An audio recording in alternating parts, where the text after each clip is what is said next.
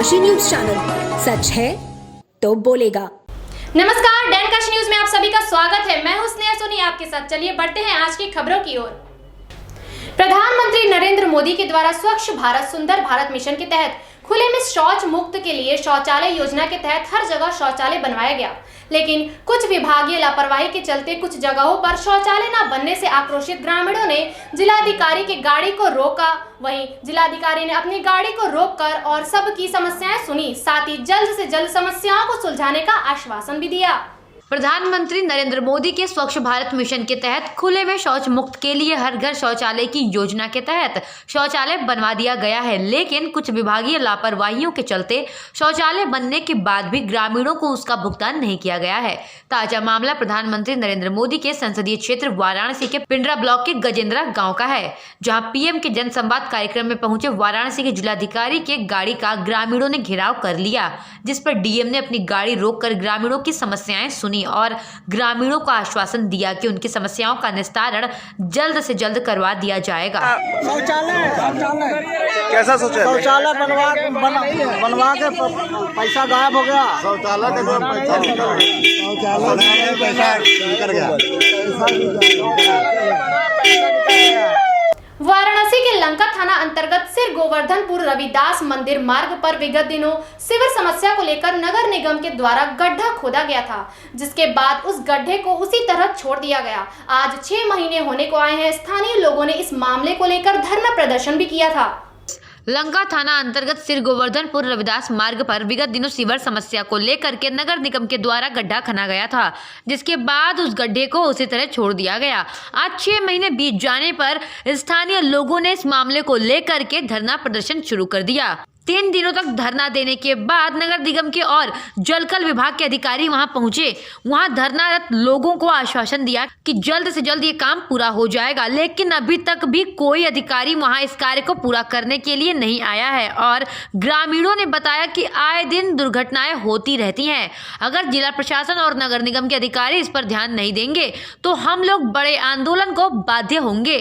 भैयालाल यादव, ग्राम श्री गोवर्धनपुर का निवासी हूँ और मैं असंगठित मजदूर क्षेत्र के जिला अध्यक्ष भी हूँ। भैयालाल जी, किस प्रकार की दिक्कत है और क्या परेशानी? दिक्कत यह है कि 6 महीने से सील गोवर्धनपुर से लेकर के ट्रामा सेंटर लंका और डाफी तक, इसमें 4-5 गांव हैं, भगवानपुर, छित्तूपुर, सील गोवर्धनपुर, डाफी।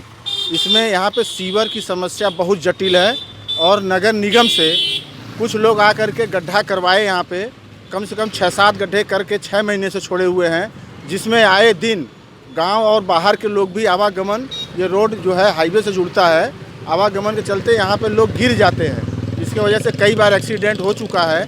हमें लगता है ये नकारात्मक सोच वाले जो छवि के लोग अधिकारी हैं, चाहे वो किसी विभाग के अधिकारी हों, बड़ी दुर्घटना का इंतज़ार कर रहे हैं कि कोई भी काम करने को तैयार नहीं है। न ही मेन फ्रंट पर आते हैं, आश्वासन देते हैं कि अब हो जाएगा तब हो जाएगा। गांव वाले कई बार गिर चुके हैं। एक बड़ी दुर्घटना देख लीजिए, 6 फीट 7 फीट गड्ढा है और इसमें पानी भरा हुआ है, मलबा भरा हुआ है। यहाँ पर बच्चे स्कूल जाते समय भी गिर जाते हैं, लेकिन यहाँ पे कोई भी, जब भी हम लोग आला अधिकारियों से जाकर बोलते हैं तो वो कहते हैं कि 2 दिन में हो जाएगा, 4 दिन में हो जाएगा, 10 दिन में हो जाएगा, लेकिन होता कुछ नहीं है। वाराणसी के पिंडरा विकास खंड के रामनगर में प्रधानमंत्री आवास योजना के लाभार्थियों से पीएम मोदी ने बातचीत कर जमीनी हकीकत को जाना। इस दौरान बड़ी संख्या में लोग मौजूद रहे। वाराणसी के डीएम कौशल राज शर्मा ने बताया कि पूरे उत्तर प्रदेश में प्रधानमंत्री आवास योजना की धनराशि जो कि प्रधानमंत्री के द्वारा जारी की गई है, उसमें वाराणसी में 6,900 लोगों के खाते में स्थानांतरित किया गया है। इसमें अधिकतम लाभार्थी प्रथम किस्त के हैं और कुछ लाभार्थी जिनको प्रथम किस्त प्राप्त हो गया था उन्हें दूसरा किस्त रिलीज किया गया है। आने वाले 3 महीने में इन सभी लाभार्थियों का आवास यहाँ पूर्ण होगा। हालांकि पहले भी 12,000 लोगों को ये धनराशि दी जा चुकी है और वो अपना आवास लेने से मना कर रहे हैं, लेकिन आज एक बड़ी संख्या में 6,900 लोगों के खाते में किस्त की राशि रिलीज की गई। सबसे अच्छी बात यह है कि भारत सरकार के द्वारा लाभार्थियों के खाते में सीधे किस्त की राशि रिलीज की जा रही है। पूरे उत्तर प्रदेश में जो प्रधानमंत्री आवास की धनराशि माननीय प्रधानमंत्री जी के द्वारा जो जारी की गई है, उसमें वाराणसी में 6,900 लोगों के खातों में हस्तांतरित धनराशि को किया जा रहा है। इसमें अधिकतर लाभार्थी हमारे प्रथम किस्त के हैं। कुछ लाभार्थी जिनको प्रथम किस्त जारी हो गई थी, आज उनको द्वितीय किस्त रिलीज़ की जा रही है। आने वाले 3 महीने में इन 6,900 लाभार्थियों के आवास यहाँ पे पूर्ण होंगे। जनपद वाराणसी में वैसे तो पहले भी 12,900 लाभार्थी प्रधानमंत्री आवास का लाभ प्राप्त करके पिछले 5 साल में आवास बना चुके हैं, परंतु ये एक बड़ा नंबर है, बड़ी संख्या है, जिसमें आज एक ही दिन में ये धनराशि हस्तांतरित की जा रही है। और भी खूबसूरत बात यह है कि भारत सरकार दिल्ली से सीधी धनराशि लाभार्थी के खाते में हस्तांतरित हो रही है।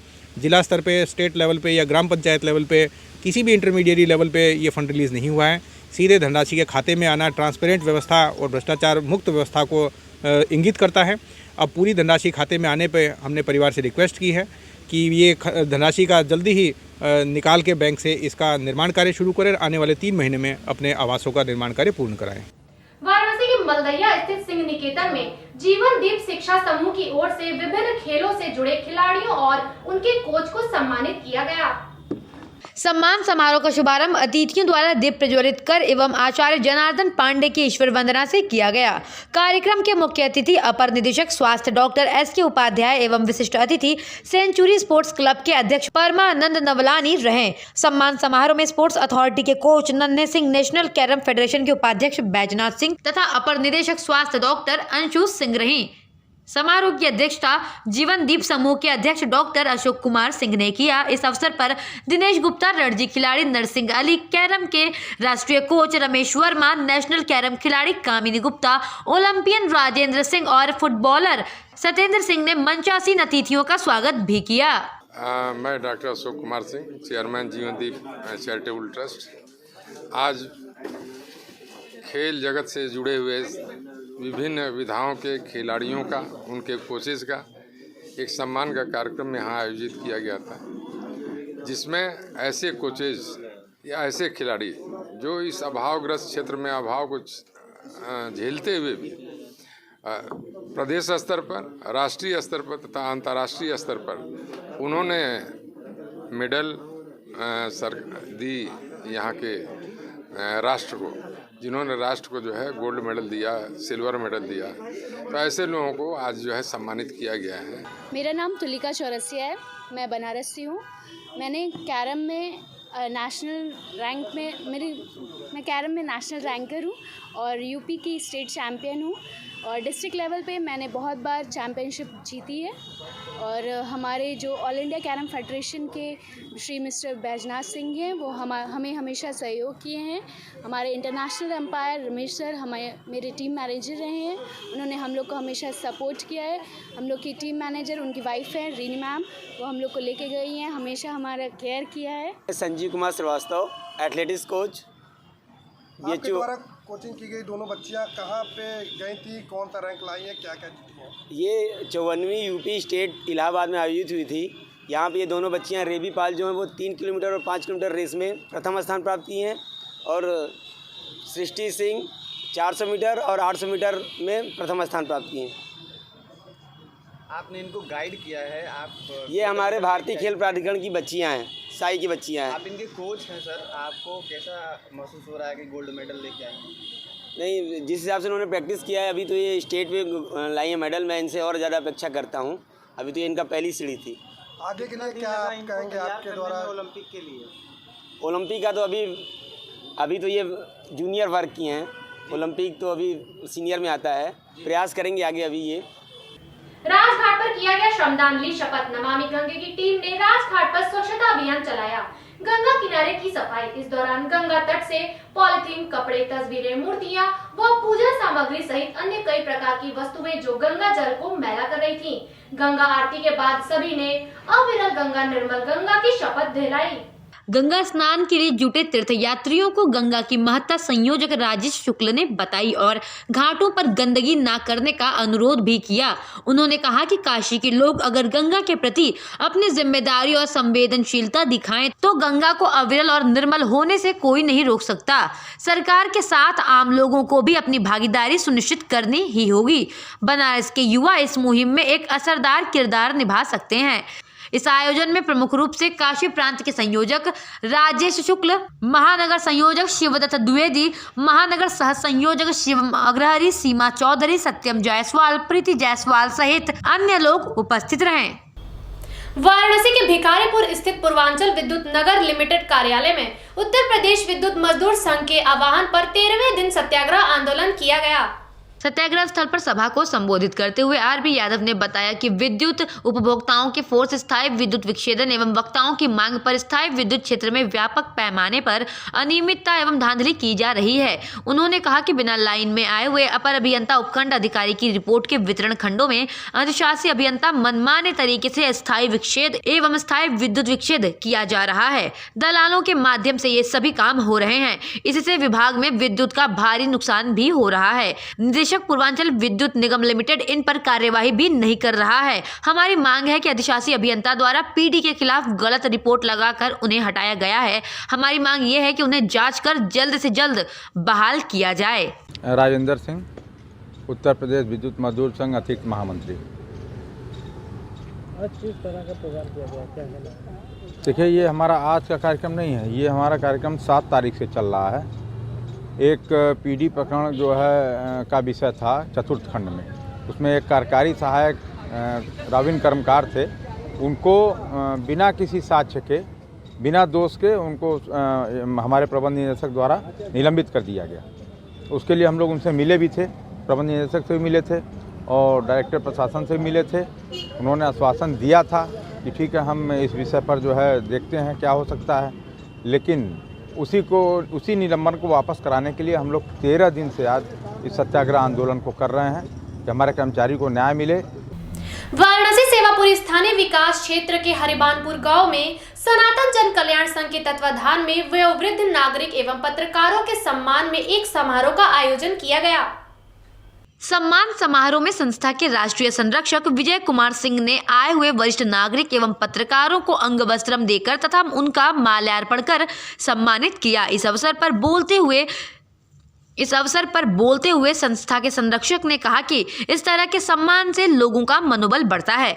पत्रकारिता जगत में उत्कृष्ट कार्य करने वालों को हम लोगों का दायित्व होता है कि समय समय पर सम्मानित कर उनका उत्साहवर्धन करें। पत्रकार समाज का दर्पण है और वो कड़ी है जो दिन रात एक करके अच्छी और समस्यात्मक खबर इकट्ठा करके लोगों तक पहुंचाने का काम करते हैं। इसके पहले इसी संस्था के बैनर तले एक कार्यक्रम कर कई संतों को भी बुलाया गया था और कार्यक्रम के माध्यम से ब्लड डोनेट से लेकर युवक युवतियों में जज्बा पैदा करने के लिए खेलकूद का भी आयोजन कराया गया था, जिसमें 500 मीटर की दौड़ में प्रथम स्थान प्राप्त करने वाली रिया सिंह को भी सम्मानित किया गया। इस मौके पर बुजुर्ग नागरिकों में बाल मुकुंद सिंह, राम आश्रय सिंह, जयप्रकाश सिंह, काली प्रसाद शर्मा के अलावा कई सम्मानित पत्रकारगण भी उपस्थित रहे। ये कैसा कार्यक्रम था, अपना परिचय दो तो बताएं।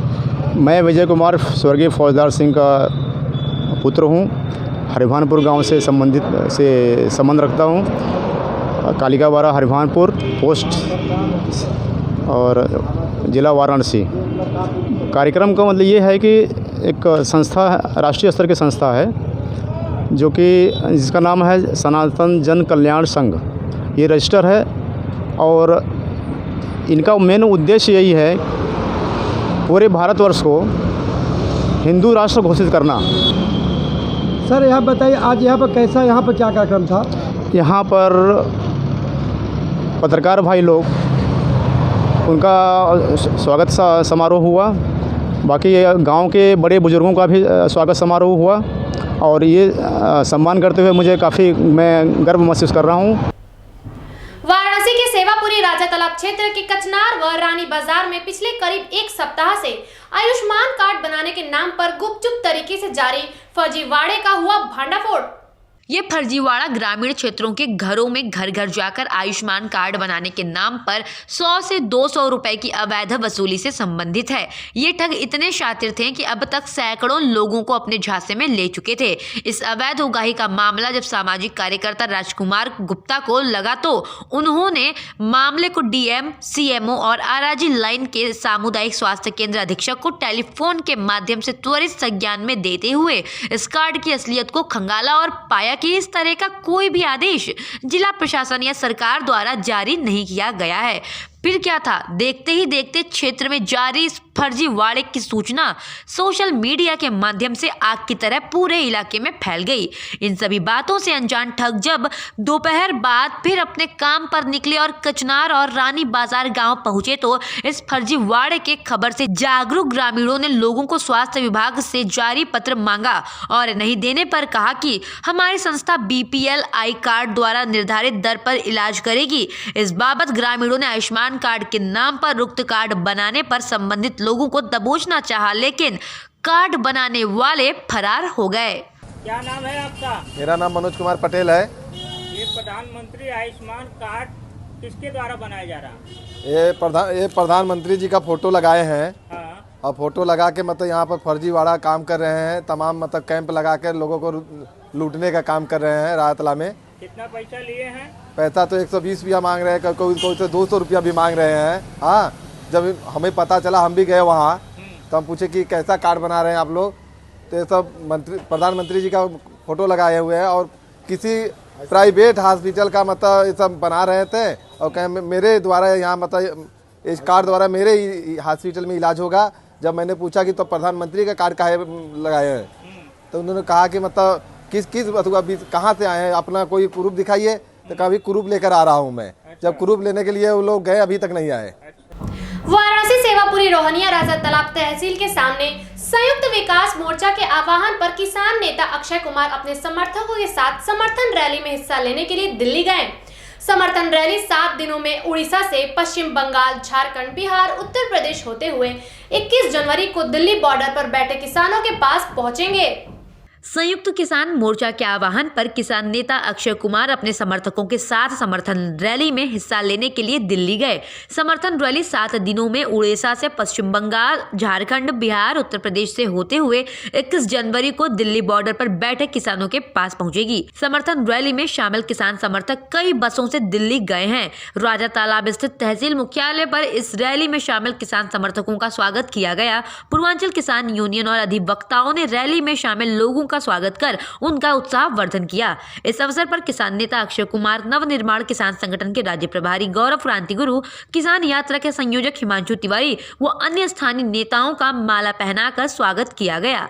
जी, अपना परिचय दें। मेरा नाम नंदलाल मास्टर है। मैं लोक समिति और साझा संस्कृति मंच वाराणसी से ताल्लुकात रखता हूँ। आज हम लोग यहाँ पर एक किसानों का दल जो उड़ीसा से चल करके दिल्ली जा रहा है, उनके स्वागत के लिए यहाँ राजा तालाब बाजार में इकट्ठे हुए हैं। अभी तक जो सूचना मिली है कि किसानों का ये दल जो है काशी में प्रवेश कर चुका है। जिला प्रशासन उन्हें आगे बढ़ने की अनुमति नहीं दे रहा है, जिसके वजह से देरी हो रही है। लेकिन हम लोग जिला प्रशासन से मांग कर रहे हैं कि ये सारे किसान जो इस देश के अन्नदाता हैं, जो दुनिया के लोगों का पेट भरते हैं, आज उन्हें बेगुनाह किसानों को जिस तरीके से जिला प्रशासन रोक करके रखी है, ये घोर हमारे मानवाधिकार का उल्लंघन है, संवैधानिक अधिकार का उल्लंघन है। और इसलिए हम जिला प्रशासन से मांग करते हैं कि इन किसानों को आगे बढ़ा दिया जाए और साथ ही साथ यहाँ पर हम सारे लोग उनके स्वागत में जो यहाँ इकट्ठे हुए हैं, हम उनका स्वागत करके उनका उत्साह बढ़ाना चाहते हैं और सरकार से मांग करते हैं कि जो ये किसान विरोधी काला कानून है उसे तुरंत सरकार रद्द करे। वाराणसी राजश्री उद्यान भोजूबीर में राष्ट्र राजपूत करणी सेना वाराणसी परिवार द्वारा शूरवीर राष्ट्र गौरव अद्भुत प्रतिभा के धनी राजपूत शिरोमणि परम प्रतापी मेवाड़ के शासक महाराणा प्रताप के 424वीं पुण्यतिथि पर पुष्पांजलि अर्पित किया गया। वाराणसी राजश्री उद्यान भोजूबीर में राष्ट्रीय राजपूत करणी सेना वाराणसी परिवार द्वारा शूरवीर राष्ट्र गौरव अद्भुत प्रतिभा के धनी राजपूत शिरोमणि परम प्रतापी मेवाड़ के शासक महाराणा प्रताप के 424वीं पुण्यतिथि पर पुष्पांजलि अर्पित किया गया, जिसमें मुख्य रूप से अनिता सिंह, ऋचा सिंह, डॉक्टर सुनील सिंह मंडल सचिव, आलोक कुमार सिंह जिलाध्यक्ष व महाराणा प्रताप संगठन के आनंद सिंह व इत्यादि लोग उपस्थित रहे। ऐसे महान राजा को सभी ने शत नमन किया और वंदन किया। हमारा नाम आनंद प्रकाश सिंह है।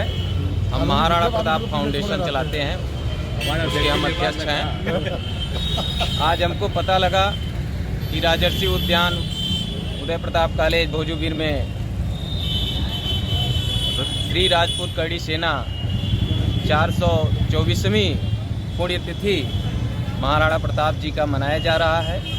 हम आए हैं, हमें बहुत अच्छा लगा। क्षत्रिय मान सम्मान एवं शौर्य के प्रतीक महाराणा का जिस तरह से श्री राजपूत कड़ी सेना इसको आगे ले चल रही है, क्षत्रिय समाज के लिए ये बहुत ही नितांत जरूरी है। मैं सुरेंद्र सिंह, मंडल सचिव राष्ट्रीय राजपूत कड़ी सेना। आप लोग आज आए हैं, कहाँ पे आए हैं और क्या मना रहे हैं? आज श्री राष्ट्रीय के मंदिर में क्षत्रिय सम्राट श्री महाराणा प्रताप जी की पुण्यतिथि में एक श्रद्धांजलि सभा उनके याद में आयोजित करने के लिए आए थे। हम लोगों ने दीप प्रज्वलित करके उनकी पुण्यतिथि मनाया। मैं अनीता सिंह।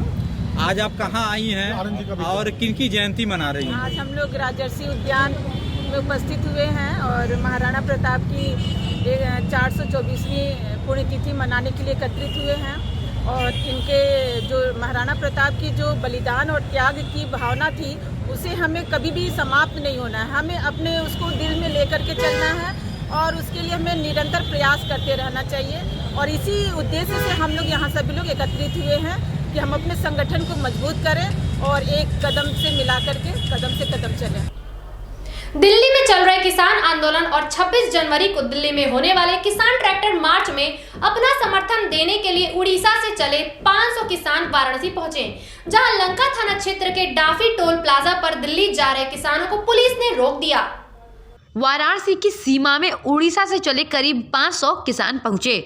6 4 व्हीलर और 6 बसों से आने वाले ये किसान दिल्ली में चल रहे किसान आंदोलन और ट्रैक्टर मार्च में अपना समर्थन देने के लिए जा रहे थे। इन्हें वाराणसी में जिला प्रशासन ने एहतियात बरतते हुए रोका और बातचीत के दौरान ये किसान जौनपुर के लिए चले गए। कानून व्यवस्था बनाए रखने और किसी भी तरह से कोई अनहोनी ना होने पाए, इसके लिए पुलिस की गाड़ियां भी वाराणसी सीमा से साथ में चल रही थी। लंका थाना क्षेत्र के डाफी टोल प्लाजा पर दिल्ली जा रहे किसानों को पुलिस ने रोक दिया। पुलिस और किसानों के बीच काफी देर तक बातचीत हुई और इसके बाद पुलिस ने किसानों से कहा कि आप लोग प्रयागराज के रास्ते दिल्ली जा सकते हैं, लेकिन किसानों का कहना था कि वे सब जौनपुर होकर ही दिल्ली जाएंगे। उड़ीसा से करीब 500 की संख्या में आए ये किसान दिल्ली बॉर्डर पर किसान आंदोलन का समर्थन करने हेतु जा रहे थे। उड़ीसा से आए किसान रोहनिया में रुके हुए थे, जिसके बाद नेशनल हाईवे के रास्ते होकर वे दिल्ली जाना चाह रहे थे, लेकिन पुलिस ने कहा कि वार्ता के बाद किसानों को लखनऊ के पहले ही कटे रास्ते से सीतापुर होकर दिल्ली जाना होगा। उसके बाद किसानों को रात 9 बजे छोड़ दिया गया। नाम बताइएगा। अशोक शांति।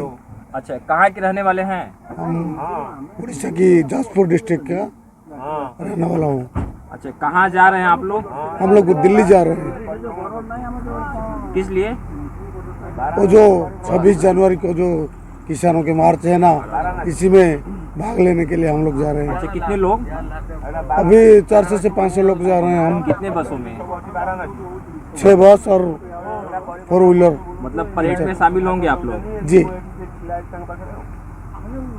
वाराणसी उत्तर प्रदेश राज्य विधिक सेवा प्राधिकरण लखनऊ तथा जनपद न्यायाधीश अध्यक्ष जिला विधिक सेवा प्राधिकरण वाराणसी ओपी त्रिपाठी के आदेश के अनुपालन जिला विधिक सेवा प्राधिकरण वाराणसी के मुख्यालय पर संचालित मीडिएशन सेंटर पर सचिव जिला विधिक सेवा प्राधिकरण वाराणसी सुधा सिंह द्वारा एक विधिक जागरूकता शिविर का आयोजन किया गया।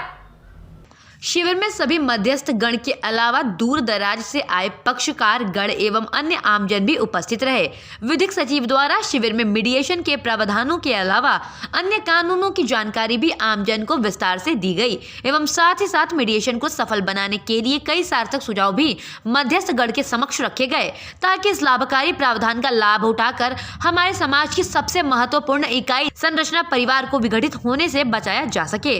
विधिक सचिव द्वारा बताया गया कि किसी भी विवाद का सुलह समझौते से समापन करना उस विवाद को सदैव के लिए समाप्त करने के बराबर ही होता है। अतः इस लाभकारी प्रावधान का सभी को अवश्य लाभ उठाना चाहिए। शिविर में उपस्थित आमजन को वरिष्ठ वृद्धजन के अधिकारों और उनसे संबंधित कानूनों एवं बेटी बचाओ बेटी पढ़ाओ अभियान के बारे में भी विस्तार पूर्वक बताया गया।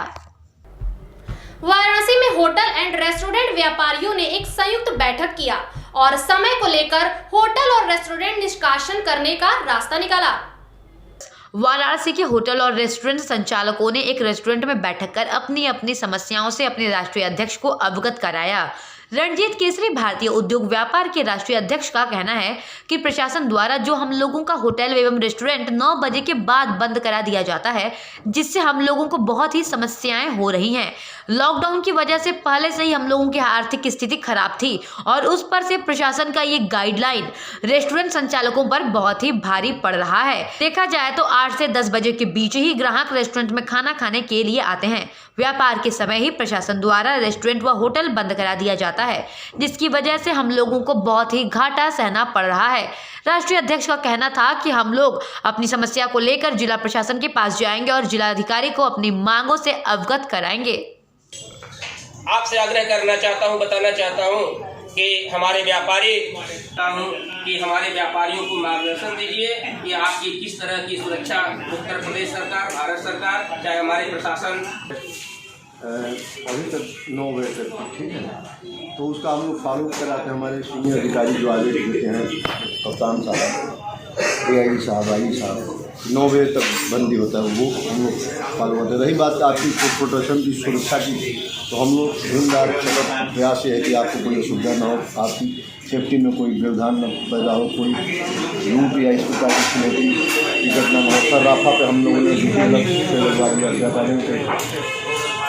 में मतलब ये उनका क्लॉज होता है, ये उनके क्वेश्चन होते हैं कि सर हम इसलिए टाइट करते हैं क्योंकि रात को दारूबाज जाते हैं वहाँ। तो इस चीज़ में थोड़ा सा अवॉइड करिएगा कि दिखे ना। अभी वीडियो में तो दिखे ही ना भैया, लेकिन इस चीज़ को लेके जरा समझिएगा जो चीज़ मैं बोल रहा हूँ कि ये चीज़ें आती हैं वहाँ पे, तो उन्होंने ये चीज़ रखी थी सामने कि हमारा टाइट होने का कारण ये होता है, उसको टाइट होते हैं जिस जगह पे इस चीज़ को लेके बात होती है। हमने कहा परमिशन के लेके बात की थी, तो उन्होंने बोला कि भैया हम परमिशन ऐसे अगर दे देंगे तो वो व्यक्ति भी बोलेगा हम चलेगा। तो बनारसी है, यहाँ तो कोई भी आगे घुस जाता है, कहीं भी कहता है हाँ जी बैठना है, बैठना है। सर्वप्रथम बाबा भोलेनाथ की जय हो।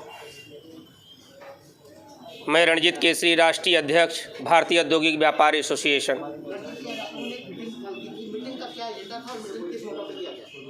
आज वाराणसी में होटल एंड रेस्टोरेंट व्यापारियों की बैठक किया गया, जिसमें समय बढ़ाने के लिए मांग किया गया।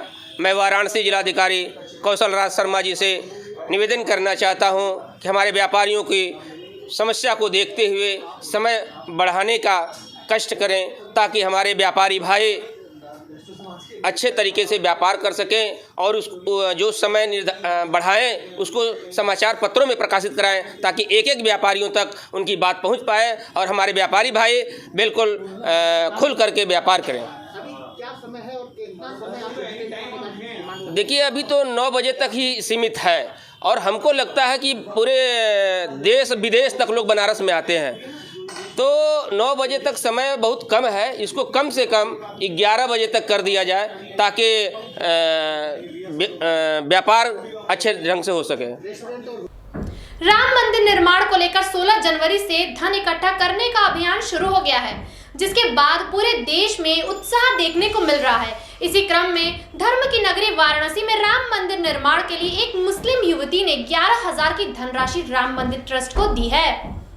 वाराणसी में इकरा अनवर खान अखिल भारतीय संत समिति के महामंत्री स्वामी जितेंद्रानंद के कार्यालय में पहुंची और राम मंदिर निर्माण में धन संग्रह में स्वयं को हिस्सा बनाने का आग्रह किया और 11,000 रुपए दान स्वरूप लेने की भी प्रार्थना की, जिसके बाद स्वामी जितेंद्रानंद ने उन्हें इसका आदेश दिया और चेक द्वारा उनकी धनराशि को प्राप्त किया। स्वामी जितेंद्रानंद ने कहा कि इकरा अनवर ऐसी पहली मुस्लिम युवती हैं जो राम मंदिर निर्माण के धन संग्रह में 11,000 रुपए की राशि चेक के माध्यम से दी हैं। उन्होंने ये भी बताया कि समाज में धर्म जाति सिरसिया सरदारों के लिए ही है, न कि आस्था पर विश्वास रखने वालों के लिए। राम जन्मभूमि तीर्थ क्षेत्र ट्रस्ट ने पहले ही बताया है कि किसी भी धर्म का व्यक्ति मंदिर निर्माण में धनराशि का सहयोग कर सकता है, इसके लिए कोई भी बाध्यता नहीं है। गुरुजी, इकरा अनवर नाम की एक लड़की आकर आपके यहाँ राम मंदिर के निर्माण के लिए कितना धनराशि दी है और क्या कहेंगे? HDFC बैंक का 11,000 का चेक श्री राम जन्मभूमि तीर्थ क्षेत्र ट्रस्ट के नाम से इकरा अनवर ने दिया है। जिस समय पूरे देश में श्री राम जन्मभूमि के लिए समर्पण अभियान चल रहा है, उस समय मुस्लिम समाज के लिए, युवक युवतियों के लिए विधि की छात्रा इकरा अनवर ने जो संदेश दिया है वह स्वागत योग्य है। कम से कम भारत भूमि राम ही राष्ट्र है, राष्ट्र ही राम है। राम के जन्मभूमि पर मंदिर निर्माण के साथ राम हमारे भी पूर्वज हैं, यह जो भाव प्रकट किया निसंदेह स्वागत योग्य है। अपना नाम बताएं। जी, मेरा नाम इकरा अनवर है। इकरा अनवर जी, राम मंदिर के नाम से आपने 11,000 रुपये की सहयोग राशि दी है जी। क्या कहना चाहेंगे इसके लिए? और राम नाम का टैटू भी आपने बनवाया है जी। क्या कहना है? जी, मैं यही कहना चाहूँगी कि हमारे जितने भी मुस्लिम भाई बहन हैं जो इस देश में विश्वास करते हैं, जो अलग अलग जो बटे हैं, जो बांट रहे हैं, उनके बातों में ना आए, जो इस देश के निर्माण में हिस्सा देना चाहते हैं, जो इस देश के लिए जीते हैं, वो आगे आए, वो भी अपने राम मंदिर के निर्माण में अपनी सहयोगिता करें, चाहे धन से, तन से, जैसा भी चाहे मन से वो अपना सहयोग करें और इस चीज़ को समझें कि जो भगवान राम हैं वो हम सब के हैं, वो किसी एक वर्ग के नहीं हैं। वाराणसी कोतवाली थाना अंतर्गत मैदागन स्थित हिंदू युवा वाहिनी महानगर कार्यालय में हिंदू युवा वाहिनी के कार्यकर्ताओं ने गुरु गोविंद सिंह जी की जयंती मनाई। हिंदू युवा वाहिनी महानगर वाराणसी द्वारा सिखों के 10वें गुरु गुरु गोविंद सिंह की जयंती के पावन अवसर पर हिंदू युवा वाहिनी कार्यालय पर श्री गुरु गोरक्षनाथ मंदिर मैदागिन में श्रद्धांजलि एवं गोष्ठी का आयोजन किया गया। कार्यक्रम के दौरान गुरु गोविंद सिंह के विचारों को आत्मसात करने का संकल्प भी लिया गया और उनके द्वारा देश के लिए दिए गए महत्वपूर्ण योगदान को भुलाया नहीं जा सकता है। औरंगजेब जैसे लुटेरे और उनके सहयोग से 14 बार युद्ध भी लड़ा, हिंदुत्व की रक्षा के लिए अपने पूरे परिवार को भी न्योछावर कर दिया। इतिहास में इन्हें विलक्षण क्रांतिकारी भी कहा जाता है। अपना परिचय बताएं। आलोकनाथ गुप्ता, हिंदू युवा वाहिनी मंत्री महानगर वाराणसी। किस तरीके का आयोजन आज किया है आप लोगों ने? आज गुरु गोविंद सिंह जी के जयंती के उपलक्ष्य में दीपदान और श्रद्धांजलि सभा का आयोजन हुआ है। कहाँ हुआ है और ये क्यों आप लोगों ने मनाया? जी, हिंदू धर्म के उद्धारक, एक समय में ऐसे उद्धारक जब हिंदू धर्म के ऊपर घात हो रहा था, उस समय गुरु गोविंद सिंह जी ने अपने परिवार का त्याग करके सारे सिख समाज को एक करके हिंदुत्व के लिए लड़ाइयाँ लड़ी और हिंदुत्व का परचम लहराया। उसके उपलक्ष्य में हम लोग हमेशा उनको याद करते हैं और उनकी शौर्य और वीर गाथाओं को नमन करते हैं। मैं रुद्र प्रताप पांडे, महानगर मंत्री और कार्यालय प्रभारी, हिंदू युवा वाहिनी। आज इनकी जयंती मनाई गई और क्या किया गया यहाँ पर? आज गुरु गोविंद सिंह जी की जयंती मनाई गई है और इस जयंती के अवसर पे हमारे हिंदू युवा वाहिनी के पदाधिकारी एवं मंडल एवं वार्ड के सभी कार्यकर्ता और पदाधिकारी बंधु उपस्थित होकर गुरु गोविंद सिंह जी के द्वारा किए गए किए गए देश के लिए क्रांतिकारी कार्य को हम लोग नमन करते हुए यहाँ पे उनको श्रद्धांजलि अर्पित की। गुरु गोविंद सिंह जी को याद करने के लिए, गुरु गोविंद सिंह का व्यक्तित्व के बहुत बड़े धनी व्यक्ति थे। वो बहुत बड़े जाबाज थे, बहुत बड़े लड़िया थे और बहुत ज्ञानी थे। वो कई भाषाओं के ज्ञाता थे, संस्कृत और हिंदी और अन्य भाषाओं के बहुत ज्ञाता थे। वो शस्त्र और शास्त्र में निपुण थे। हम उन्हीं के बातों को सार्थक करते हुए यहाँ पे हम सभी आत्मसात करने के लिए हम लोग एकत्रित हुए हैं। वाराणसी में गोदौलिया चौराहे के साथ साथ सभी थाना क्षेत्र में वरिष्ठ पुलिस अधीक्षक अमित पाठक के आदेश पर सघन वाहन चेकिंग अभियान चलाया गया, जिसमें 2 पहिया वाहन के कागजात और हेलमेट का जांच किया गया। वहीं 4 पहिया वाहनों में लगे काले शीशे को पुलिस ने उतारा। साथ ही बुलेट में ट्रक का हॉर्न लगाकर हृदय रोगियों के लिए काल बने बुलेट चालकों की गाड़ियां भी सीज की जा रही हैं। यातायात पुलिस ने शहर के विभिन्न चौक चौराहों पर सघन वाहन जांच अभियान चलाया, जिसमें गोदौलिया गिरजाघर सहित अन्य क्षेत्रों से गुजरने वाले कई काले शीशे वाले 4 पहिया वाहन मालिकों से जुर्माना भी वसूला गया, जबकि कई वाहन चालक अपने वाहन के शीशे से काली फिल्म उतारते देखे गए।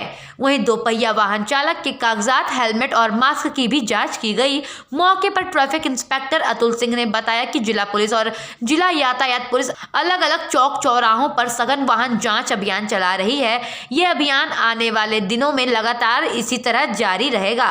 यातायात नियमों का उल्लंघन करने वाले किसी भी वाहन चालक को बख्शा नहीं जाएगा। उनसे जुर्माना वसूल कर उन पर कड़ी कानूनी कार्यवाही भी की जाएगी। सर, अपना नाम परिचय दे दीजिएगा। मेरा नाम अतुल सिंह है, मैं यहाँ पर सर ये किस तरह का चेकिंग हो रही है सर, और कहाँ पे चेकिंग है? ये मॉडिफाइड साइलेंसर जो पटाखा साइलेंसर है और ब्लैक इसके विरुद्ध कार्रवाई का अभियान चल रहा है। और सर काली फिल्म क्या है? ब्लैक ये हमारे उच्च अधिकारियों के आदेशानुसार ब्लैक फिल्म और मॉडिफाइड साइलेंसर के विरुद्ध कार्रवाई चल रही है। अभी तक सर कितनी चालान हुई है क्या? अभी तक हमने 2 ब्लैक फिल्म और करीब 4 मॉडिफाइड साइलेंसर के चालान किए। केंद्र सरकार द्वारा लाए गए किसान विरोधी कानून के खिलाफ किसानों ने जब विरोध किया तो उन पर फर्जी तरीके से गुंडा एक्ट के तहत मुकदमा पंजीकृत कराया गया। केंद्र सरकार द्वारा लाए गए किसान बिल के विरोध में वाराणसी के शास्त्री घाट पर तमाम सामाजिक कार्यकर्ताओं ने मिलकर के एक प्रतिरोध सभा का आयोजन किया। इस सभा का मुख्य उद्देश्य था कि किसानों के ऊपर फर्जी तरीके से गुंडा एक्ट जैसी गंभीर धाराओं को लगाया गया है उसे हटाया जाए और साथ ही साथ किसान विरोधी काले कानून को वापस ले लिया जाए, जिसको लेकर के लगभग सैकड़ों की संख्या में सामाजिक कार्यकर्ताओं ने वाराणसी के शास्त्रीय घाट पर विरोध प्रदर्शन किया। किसानों को समझाने में खर्चा किया गया। आप देखे होंगे हर ब्लॉक पर किसान गोष्ठी कराई गई। एक उदाहरण दूंगा, शामिल होने के लिए गए, सरकारी मीटिंग थी, हमने कहा भाई हमको भी शामिल करो, तो थानाध्यक्ष कहता कि आप नहीं जा सकते हैं। मेरा नाम रंजू है, मैं महिला चेतना समिति से हूँ। रंजू जी, किस प्रकार का आप लोगों का प्रोटेस्ट और क्या मांगे हैं? मांग हमारी ये है, जो सरकार की नीतियाँ बन रही है अलग अलग तरीके से देश में जो लागू किया जा रहा है, उन नीतियों के समर्थन में हम नहीं हैं। अगर वो जनहित में नहीं है, लोगों के हित में नहीं, तो उसके खिलाफ हम आवाज़ उठा रहे हैं। जो भी आवाज़ उठा रहे हैं उनके खिलाफ सरकार के तरफ से प्रशासन द्वारा अलग अलग तरीके से केस लगाया जा रहा है। गुंडा एक्ट लगा दिया जा रहा है, देशद्रोही का एक्ट लगा दिया जा रहा है। तो हमारा मकसद वो नहीं है केस लड़ना है और उसमें फंसना हमारा काम नहीं है। हमारा कार्य है लोगों को अवेयर करना और खुद अगर गलत चीज़ें हैं तो उसका विरोध करना, और शांतिमय तरीके से हम विरोध कर रहे हैं। हम कोई लड़ाई झगड़ा या ऐसा इस तरीके का नहीं कर रहे हैं कि हमको गुंडा समझा जाए। वाराणसी के कचहरी स्थित आजाद भारत पार्टी यूनाइटेड द्वारा शास्त्री घाट पर जनहित की मांगों की पूर्ति हेतु किया गया धरना प्रदर्शन। शास्त्रीय घाट पर राज्यसभा द्वारा गठित दीपक गोयल कमेटी ने विगत 2 दिसंबर 2011 को भारत के प्रत्येक मतदाताओं को देश की खनिज संपदा सहित प्राकृतिक संसाधनों से प्राप्त आय में से निर्वहन हेतु नगद राशि देश के सभी मतदाताओं को उनके बैंक खाते में सामाजिक सुरक्षा के तौर पर 6,000 रुपये देने की अनुशंसा की थी, जिसके समर्थन में तत्कालीन लोकसभा तथा राज्यसभा के 137 सांसदों ने हस्ताक्षर किया था। इसके बावजूद जनहित के संपूर्ण विषय पर भारत सरकार कोई भी ध्यान नहीं दे रही है। इन्हीं मूल समस्याओं को लेकर के आजाद भारत पार्टी धरने पर बैठी हुई है। बताइए आज किस लिए आप धरने पर बैठे हुए हैं? मैं सुनील कुमार मौर्य, आजाद भारत पार्टी यूनाइटेड के राष्ट्रीय अध्यक्ष, आज जिला मुख्यालय शास्त्री घाट पर 20 जनवरी को हमारे पार्टी के बैनर तले जनता के हित के लिए 7 सूत्री मांगों को लेकर के 1 दिवसीय धरने पे हम बैठे हैं। इसमें से हमारी प्रमुख मांग है कि देश की जो हमारी खनिज संपदाओं से, अन्य उपकरणों से जो आय है, उस आय में से हमारे देश के प्रत्येक मतदाता को 6,000 रुपये प्रति माह के हिसाब से मिलना चाहिए। और हम शासन को बताना चाहते हैं कि ये हमारी मांग, हमारा अधिकार है। ये हमारा अधिकार है कि अपने आय में से 6,000 प्रति माह मतदाता सुरक्षा के नाम पर दिया जाए। और मैं आज़ाद भारत पार्टी यूनाइटेड का राष्ट्रीय उपाध्यक्ष श्री चंद्रदेव नारायण सिंह हूँ। आज का धरना का कार्यक्रम है कि महामहिम राष्ट्रपति एवं माननीय प्रधानमंत्री जी को जिलाधिकारी वाराणसी के माध्यम से एक हम लोग ज्ञापन सौंप रहे हैं। ज्ञापन का मूल मांग है कि विगत 2 दिसंबर 2011 को दीपक गोयल कमेटी हम लोग की याचिका पे मंजूरी दे चुका है कि देश के सभी मतदाताओं को देश की आमदनी में हिस्सा दिया जाए। तो हम लोग अपनी याचिका का मांग पत्र में ये रखे हैं कि 137 सांसदों के द्वारा एक याचिका हम लोग लोकसभा एवं राज्यसभा में प्रस्तुत किए थे। उस याचिका पे एक हामिद अंसारी जी के पीरियड में दीपक गोयल कमेटी बनाई गई थी। लंबी जांच के बाद दीपक गोयल कमेटी 2 दिसंबर 2011 को सिफारिश कर चुका है, मंजूरी दे चुका है कि देश के नागरिकों को देश की आमदनी में हिस्सा दिया जाए। हमारी मांग है कि देश की आमदनी में देश के मालिक जो वोटर हैं, जो मतदाता हैं, उनको कम से कम रुपए 6,000 प्रति माह उनको जो है सामाजिक सुरक्षा के तौर पे भत्ता दिया जाए। वाराणसी में गुपचुप तरीके से भारतीय क्रिकेटर शिखर धवन पहुंचे। वाराणसी काशी पहुंचते ही उन्होंने सबसे पहले बाबा काशी विश्वनाथ व काल भैरव मंदिर में देर रात दर्शन पूजन किया। वाराणसी में शांतिपूर्वक भारतीय क्रिकेटर शिखर धवन का आगमन हुआ। इस दौरान उन्होंने सबसे पहले बाबा काशी विश्वनाथ और काल भैरव का दर्शन पूजन देर रात किया। साथ ही भारत की जीत पर खुशी जाहिर करते हुए अपने होटल में ओमकारा की गीत पर वीडियो बनाकर अपने सोशल मीडिया के अकाउंट पर भी शेयर किया। भारत की जीत के बाद बेहद ही जोश में दिख रहे हैं शिखर धवन। सबसे बड़े लड़ैया रे ओमकारा है ओमकारा धम धम धड़म। वाराणसी के सारनाथ थाना अंतर्गत एक ही दिन में एक ही गांव में हुई 2 चोरियों से क्षेत्र में सनसनी फैली हुई है। और तो और अभी तक चोरों का भी पता नहीं लगाया गया है। ताजा मामला पतेवा बास का है, जहां पर रात के समय में घर में सो रहे लोगों का फायदा उठाकर चोरों ने चोरी की घटना को अंजाम दिया। सारनाथ बना चोरों का गढ़। चोरी के मामले में सारनाथ पुलिस की लापरवाही दिन पर दिन सामने आती जा रही है।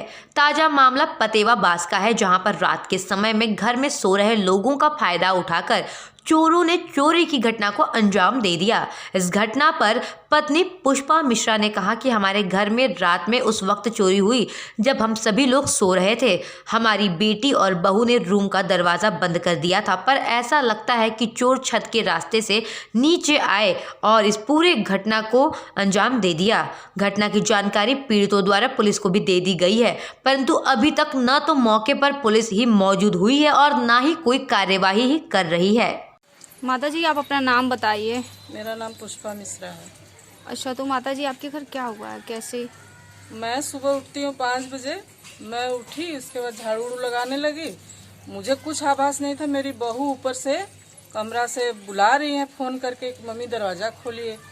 तो मैं सोची क्यों दरवाज़ा खुलवा रही हैं, तो बोली बाहर से बंद है मम्मी। तो मैं गई, फिर खोली। उसके बाद हुआ कि मेरी बेटी भी ऊपर सोती है, उसका कमरा देखिए, उसका भी बाहर से बंद था। तब सब घबराने लगे। उसके बाद देखे तो उनका अलमारी सब खुला था। 5,000 रुपया वो बाहर रखे थे लड़का, वो और नाक कान का और अंगूठी। तो मैम आपने पुलिस कंप्लेन किया? जी हाँ, गए हैं, करके आ चुके। मेरा नाम प्रीति मिश्रा है। तो मैम आपको क्या लगता है, मतलब कितने बजे रात को चोर आ सकते हैं, मतलब कितने बजे रात की घटना? मुझे लगता है 2-2:30 से लेकर के 3 बजे के बीच में, क्योंकि 1:30 बजे तक भैया मेरा उठा था वॉशरूम के लिए। अच्छा। हम लोग रात को पढ़ते रहते हैं, भाई भी पढ़ता है, भाभी भी पढ़ती, मैं भी पढ़ती हूँ। तो हम लोग 12 बजे तक तो वैसे ही जगते रहते हैं। तब तक तो कुछ नहीं था। अगर बंद होता तो बाहर से दरवाजा कैसे खुलता? 1:30 बजे के बाद ही जो हुआ है, मतलब 2-2:30 या 3 बजे के बीच में। वाराणसी के 80 घाट पर काशी में वनवासी कार्यक्रम के दौरान वनवासी लिखे जाने पर भड़के आदिवासी। इस दौरान आदिवासियों ने मीडिया कर्मियों से किया बदसलूकी। 80 घाट पर काशी के वनवासी कार्यक्रम में उपस्थित राज्य मंत्री सूक्ष्म लघु एवं मध्यम उद्यम खादी और ग्राम उद्योग रेशम हथकरघा व वस्त्रोद्योग राज्य मंत्री उदयभान सिंह भी उपस्थित रहे। काशी के वनवासी कार्यक्रम में सैकड़ों की संख्या में आदिवासी उपस्थित रहे। आदिवासी लोग कार्यक्रम में वनवासी लिखे जाने के कारण विरोध भी करने लगे। विरोध के दौरान काशी के वनवासी कार्यक्रम में संयोजक के रूप में शिप्रा शुक्ला ने मीडिया कर्मियों से बदसलूकी किया और मीडिया कर्मियों के आईडी कार्ड पर भी हाथ लगाते हुए कहा कि ये कार्यक्रम आदिवासियों का ही है।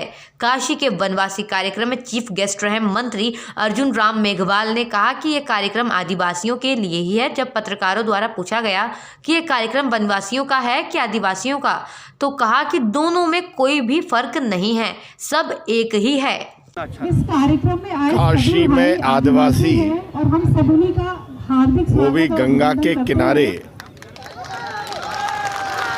आयोजित करके एक बहुत अच्छा शोभनीय और मंगलकारी काम किया है। देश में और देश की संस्कृति में आदिवासियों का एक अलग महत्वपूर्ण योगदान रहा है। उनका चरित्र चित्रण और उनका इतिहास देश को भाग्यवान बनाने में बहुत बड़ा हिस्सा रखता है। जिला से आया हूँ, ग्राम करसड़ा, पोस्ट कछवा, जिला मिर्जापुर से। ये आदि समाज से हम लोग हैं, आदि समाज से हैं, न कि वनवासी समाज से। इसलिए आप लोगों से कह रहे हैं जाइए। मेरे भाई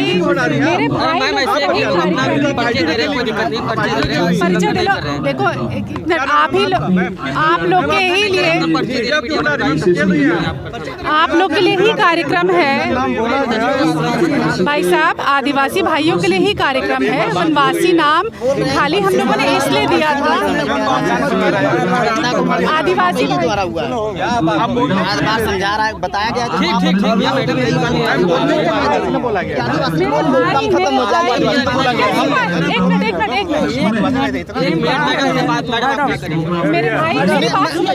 मीडिया वाले आप लोग कृपया करके। अब बढ़ते हैं डैन काशी न्यूज के स्पेशल प्रोग्राम बोलता पूर्वांचल की ओर। आप देख रहे हैं डैन काशी न्यूज चैनल, सच है तो बोलेगा। तो आइए जानते हैं कौन सा है वो मंदिर डैन काशी न्यूज के स्पेशल प्रोग्राम बोलता पूर्वांचल के माध्यम से। ये मंदिर सिगरा क्षेत्र का भारत माता मंदिर है, जो आज भी बंद पड़ा है। भारत माता मंदिर में यूं तो अखंड भारत की तस्वीर देखने के लिए देश विदेश से पर्यटक आते हैं, लेकिन मंदिर बंद होने की वजह से उन्हें सिर्फ मायूसी ही हाथ लगती है। भारत माता मंदिर पूरी तरह से वीरान पड़ा हुआ है। 26 जनवरी को देश में गणतंत्र दिवस मनाया जाएगा, लेकिन भारत माता का ये मंदिर कब खुलेगा किसी को नहीं पता। वहीं भारत माता मंदिर की देखरेख करने वाले लोग मंदिर बंद होने की वजह से सब्जी बेचकर अपनी आजीविका चला रहे हैं, जबकि भारत माता मंदिर में अखंड भारत की तस्वीर को गहराई से जानने के लिए आने वाले श्रद्धालु मायूस होकर लौट जा रहे हैं। मेरा नाम कुंवर यादव, मैं यहाँ का स्थानीय नागरिक हूँ। जी कैसा मंदिर ये है और आपको आते होंगे तो देखिए, ये माननीय मोदी जी का संसदीय क्षेत्र है और इस क्षेत्र में भारत माता मंदिर ये मंदिर है। ये मंदिर पूरे विश्व में इकलौता मंदिर ऐसा है जहाँ पे देश विदेश के लोग भी यहाँ आते हैं और देखते हैं तो वो कहते हैं कि नहीं, वाकई हमने सुना है कि बाबा काशी विश्वनाथ की नगरी, संकट मोचन बाबा, काशी विश्वनाथ मंदिर हमने नाम सुना है, दुर्गा जी का नाम सुना है। ये भारत माता मंदिर कैसा मंदिर है, तो पर्यटकों में देखने का एक जोश भी रहता है। उनको लगता है कि नहीं, पहले मैं भारत माता मंदिर में चलूँ, देखूँ आखिर वहाँ ऐसा क्या है। तो लोग जब आते हैं देखते हैं, लेकिन जब से ये मंदिर कोरोना काल से बंद चल रहा है, यहाँ जो मंदिर की देखरेख करते हैं राजू जी, उनके परिवार की जीविका चलाना भी बहुत मुश्किल में चल रहा है। वो अपना सब्जी बेचते हैं। हमारा जिला अधिकारी महोदय से निवेदन है कि जिस प्रकार से सारे मंदिर मस्जिद खुल चुके हैं, लोग नमाज भी पढ़ने जा रहे हैं, लोग दर्शन पूजा पाठ करने भी जा रहे हैं, कृपया करके अगर भारत माता मंदिर खुलता है तो भारत माता मंदिर खुलने से इस जो देखरेख करता है उसकी भी जीविका अच्छे से चलेगी, उसके परिवार की जीविका अच्छे चलेगी, वो भी अपने बच्चों का स्कूल का फीस देने में समर्थ रहेगा। इस तरीके से सारी चीज़ें सही हो जाएंगी। नहीं, आसपास ज़िले के लोग आते हैं। जब हम लोग यहाँ धूप लेने आते हैं, यहाँ बैठते हैं तो देखते हैं लोग आगरा से, मथुरा से, दिल्ली से, नोएडा से, गाज़ियाबाद से, यहाँ की लोकल जनता भी जो आती है यहाँ पे देखने, तो नहीं हो पाता है दर्शन भारत माता मंदिर का, तो लोग यहाँ बैठते हैं, 10 मिनट धूप लेते हैं, जाड़े का ठंड का वक्त है, लोग अपना बिताते हैं, फिर चले जाते हैं मायूस होकर के। फिर जी, मेरा नाम श्रेया चतुर्वेदी है और मैं पहल डिज़ाइन की स्टूडेंट हूँ, मैं और मेरी फ्रेंड। तो हम लोग यहाँ पे ये भारत माता मंदिर है सामने, तो यहीं पे हम लोग आए थे स्केच करने के लिए। तो सोचे थे कि ऐसे मंदिर भी थोड़ा घूम लेंगे, लेकिन ये मंदिर तो वैसे बंद है, तो यहीं पे बैठ के हम लोग अपना ड्रॉ कर रहे थे। तो क्यों बंद है, कुछ जानकारी? ये चीज़ का जानकारी तो नहीं है कि क्यों बंद है, बट बंद जो भी हम लोग 3-4 बार आए हैं यहाँ पे प्रैक्टिस वगैरह करने के लिए, तो सोचें क्या कि ये मंदिर देख लेंगे, तो अक्सर बंद ही रहा है। हाँ, कोरोना काल के, ये कोविड के चलते बंद ही है। तो क्या लगता है कि खुलना चाहिए? हाँ, ये खुलना तो चाहिए, क्योंकि हम लोग भी चाहते हैं कि हम लोग आकर देखें कि क्या है अंदर, देखना तो चाहते हैं, लेकिन हमेशा बंद ही दिखा है। तो ये हम लोग दुर्गा कुंड के रहने वाले हैं, बट यहाँ पे कोचिंग करते हैं पहल में। जो है मंदिर आज़ादी के पहले सन 1918 का बनना शुरू हुआ था और 1924 में बनकर तैयार हो गया था। 25 अक्टूबर 1936 में महात्मा गांधी जी ने इसका उद्घाटन किया है और ये पूरे विश्व में इकलौता ऐसा मंदिर है भारत माता का। तो बंद होने का कारण क्या है? कोरोना काल से मार्च से बंद चल रहा है, इसीलिए अभी तक बंद है। कहाँ से लोग आते थे? यहाँ पे जो है कि विदेशी पर्यटक भी फॉरेनर आते थे, अपने यहाँ के लोकल आते थे, और सभी जाति धर्म के लोग भी यहाँ पे इस मंदिर में दर्शन करने के लिए आते हैं। तो कभी आपने किसी से अपील किया इसको खोलने के लिए करके? नहीं, अभी चूँकि ये प्राइवेट संपत्ति और मालिक के यहाँ से अभी बात हुआ तो हुआ, उनका कहना है कि अभी कोरोना चल रहा है इसलिए बंद चल रहा था। तमाम मंदिर खुल चुके हैं, तो इसके विषय में स्कूल कॉलेज खुल चुके हैं। हाँ, लेकिन अभी वहाँ से आदेश नहीं, इसलिए नहीं खुल रहा है। तो आपने कभी कहा कि कुछ भारत के भी लोग हैं? हाँ, नहीं, पर्यटक तो अपने लोकल भी जो दिल्ली, आगरा या अन्य राज्यों के हैं वो लोग भी कभी कभी आते हैं, अक्सर आते हैं। भारत माता बनारस कहीं आते हैं तो इस मंदिर को देखने के लिए ज़रूर आते हैं। लेकिन अभी बंद रहता है तो लोग आते हैं तो देखते हैं, बड़े मायूस होकर वापस लौटते हैं, क्योंकि वो लोग इसीलिए आते हैं कि भारत माता मंदिर देखने के लिए, लेकिन यहाँ पे आते हैं तो देखते हैं कि बंद है। लेकिन उम्मीद है कि 26 जनवरी से खुल जाएगा मंदिर। अच्छा, कैसे परिवार चलता होगा आपका? पहले जो पर्यटक था उससे भी चलता था थोड़ा, और सैलरी तो हम लोग को मिलता है परिवार की तरफ से आज, लेकिन इसमें अपना लॉकडाउन की वजह से 8 महीने से अपना दुकान भी खोल दिए हैं सर। कुछ अपील करना चाहिए जनता से? यही है कि जल्द से जल्द मंदिर भी खुल जाए ताकि पर्यटकों के लिए भी मंदिर का आके दर्शन कर सकें।